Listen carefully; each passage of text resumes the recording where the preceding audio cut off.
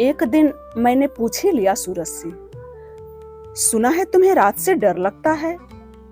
जिस दिन तुम डरने लगोगे रात से, उस दिन से कौन पूजेगा तुम्हें, फिर कौन करेगा अंधेरे का नाश।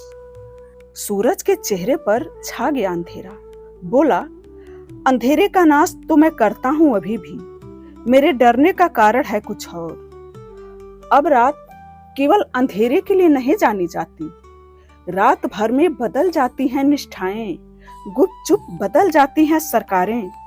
दिन के उजले चेहरे जब रात में मुखौटे उतार कर आते हैं असली रंग में, तब सचमुच डर जाता हूं मैं। कितने भयानक लगते हैं वे। केवल सूरज निकलने को दिन होना नहीं कहते। दिन तब होता है जब जाग जाते हैं सोए हुए लोग, वरना उजाले से तो अब नहाने लगी हैं रातें भी। जब मनुष्य के अंदर की कालिमा फैल जाती है बाहर, मिटा देती है दिन रात का भेद, वर्जित अनैतिक कर्म होने लगते हैं दिन दहाड़े, तब मुझे डर लगता है दिन में भी अंधेरे से। हमने बना रखी है इतनी बंदूकें जिनसे लिया जा सकता है सबको एक साथ गन पॉइंट पर। हमने जमा कर रखी है इतनी बारूद जिनसे तबाह किया जा सकता है पूरी धरती को कई बार। हमारे पास है परमाणु बम का इतना जखीरा जिससे बदला जा सकता है पूरी दुनिया को भाप में। लेकिन मनुष्य अभी भी नहीं है अपनी इन उपलब्धियों से संतुष्ट। वह खोजने में लगा है संहार के इससे भी घातक हथियार। जब भी कोई देश करता है अपना गौरवगान, बताता है अपनी ताकत, तो गिनाता है अपनी इन उपलब्धियों को। आश्चर्य की बात तो यह है, इसे बताया जाता है आवश्यक आत्मरक्षा और शांति स्थापना के लिए। कोई भी देश यह बताने की नहीं करता हिम्मत। उसके पास है प्यार का कितना भंडार, उसने जमा कर रखी है कितनी सहनशीलता, बंधुत्व का करता है कितना निर्यात, सहिष्णुता के मामले में उसका क्या है रिकॉर्ड, प्रतिवर्ष सद्भाव का करता है कितना उत्पादन, उसके शस्त्रागार में है क्षमा के कितने हथियार। क्या ये बाधा है शांति में? क्या इनसे नहीं होती मानवता की रक्षा? क्या हिंसा जरूरी है आत्मरक्षा के लिए?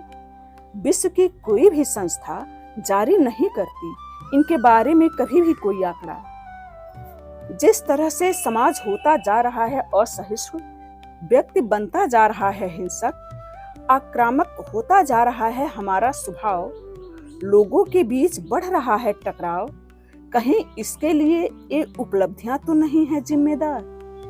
हमें करना होगा पुनर्विचार, शांति और आत्मरक्षा की अपनी नीति पर सोचना होगा।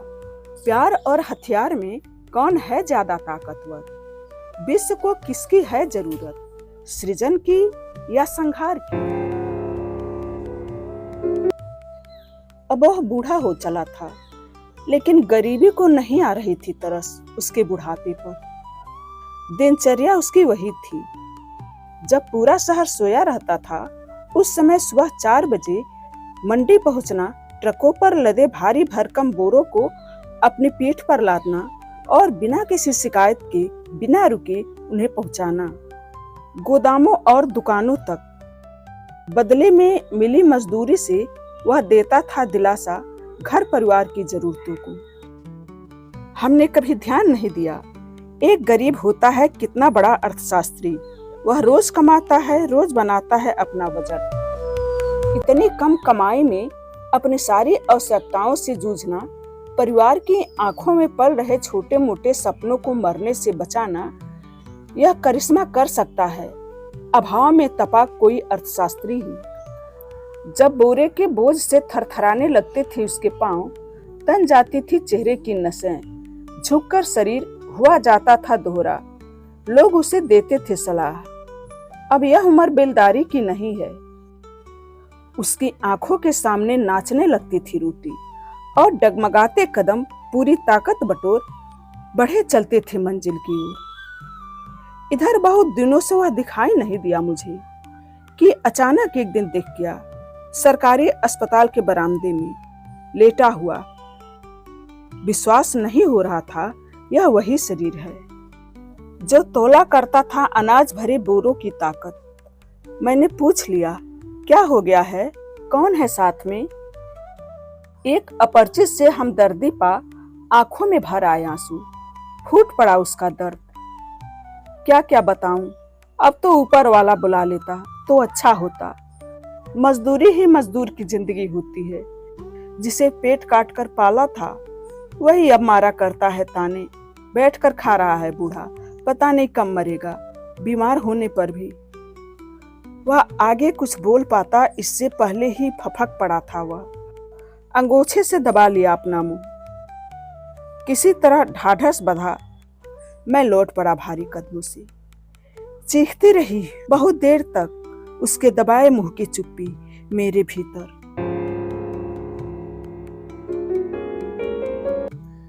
देख रहा था वह भी मदारी का खेल।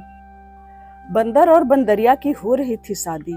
कर रहे थे दोनों प्रेम की अभिव्यक्ति। थोड़ी देर बाद रूठ कर मैके चली गई बंदरिया। बहुत मान मनुहार के बाद उसे वहां से मना कर ले आया बंदर। बीच बीच में मदारी बजा रहा था डमरू, कर रहा था संकेत, जोड़ रहा था घटनाओं के सूत्र, और अंत में उसने पूछा, यह सब तुमने किसके लिए किया? दोनों दिखाने लगे पेट और हाथ फैलाकर मांगने लगे पैसे। सोचने लगा वह, इस बंदर जैसा ही तो उसका भी है हाल। वह भी तो नाचता रहता है जीवन भर किसी न किसी मदारी के इशारों पर। जीवन का खेल नहीं खेला जा सकता बिना किसी बंदरिया के। पापी पेट तो करवा सकता है कुछ भी। तभी तालियों की गड़गड़ाहट सुन चौंक गया वह और हड़बड़ा कर रख दिए बंदरिया के हाथ पर कुछ पैसे।